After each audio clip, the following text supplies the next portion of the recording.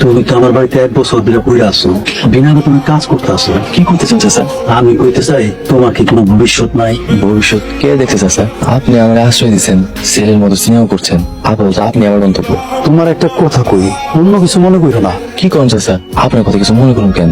আমার এক দূর সম্পর্কে আত্মীয় আছে, ফজল মিয়া। সে মেলা টেকার মালিক। মনের দিক দিয়া আপনি চাই তুমি কেউ আছে চাচা? সে একজন কাজের লোক চাইছে, টাকা পয়সা দিব। আমার কাছে বিশ্বস্ত একজন লোক চাইছে। তুমি তাগো বাড়িতে গিয়ে কাম করো। আমার বাড়িতে তো 1 বছর কাজ করলা, আমি তো কিছুই দিতে পারলাম না। আমার এসব টাকা পয়সা লাগবে না চাচা। এমনি করে কি হয় বাবা? তুমি জোয়ান মানুষ, টাকা পয়সা না হইলে সংসার করবো কেমন? বাড়িতে কেউ আছেন? আমার হারু চাচাই পাঠিয়েছে আপনার বাড়িতে কাম করার লাইগা। বাড়িতে কেউ আছেন গো? তুমি এত রাইতে কই থেকে আইছো? আইতে আইতে রাইট হয়ে গেছে। হারু পাঠাইছে কাম করণের লাইগা। আচ্ছা ঠিক আছে, ওই ঘরে গিয়ে এখন ঘুমাও, কাল সকালে কাজ কাম বলে দেবো। এই পুরা বাড়ির বড় রানী হইলাম গিয়ে আমি। আমার কথায় এই পুরা বাড়ি চলে। আপনি যা যা কইবেন আমি মাইনা চলবো। আরো অনেক মানুষ আছে এই বাড়িতে, তারা নিজের গাজীর রানী মনে করে, তাকে কোনো কথায় কান দিবি না। কাজে কে চাচি? ওরে আল্লাহ, যার বাড়িতে কাম করতে আইছ হ্যার নামটাও জানোস না? আরে হ্যার নাম হলো ফজল গাজী। ও আইসা। এখন বাজারে যা, আমার লিস্ট অনুযায়ী বাজার করে নিয়ে আইবি, তারপরে বাড়ির সব অন্য কাম করবি। এই লো দেখ, আর এটা হলো টাকা। ভালো দেখা লাল শাক কিনবি, কোনো ময়লা যেন লাল শাকের ভিতরে থাকে না। আর একটা বড় লাউ নিয়ে আসবি, ঠিক আছে? যা।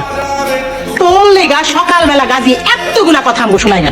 ওই জমিদারের বাচ্চা গাজীর ঠিক মতো নাস্তাটাও দিতে পারো না, তোর লেখা কোথাও দিব কথা আমরা।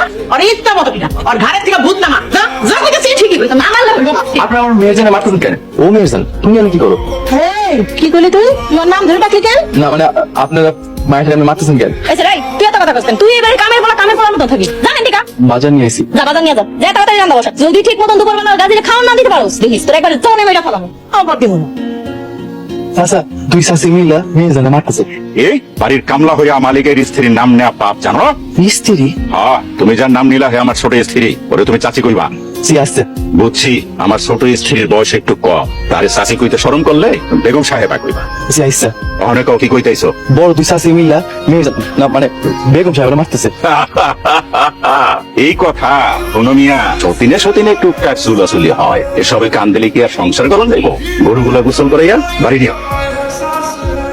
তোর এই সতীন হিসাবে মাইনা নিতে আমার কত কষ্ট হয়েছে। আমার এই ডাইস ও বুঝি, আমি কি তোমার সতীনের চোখে দেখি? না না, তুই তো আমার ছোট বোন।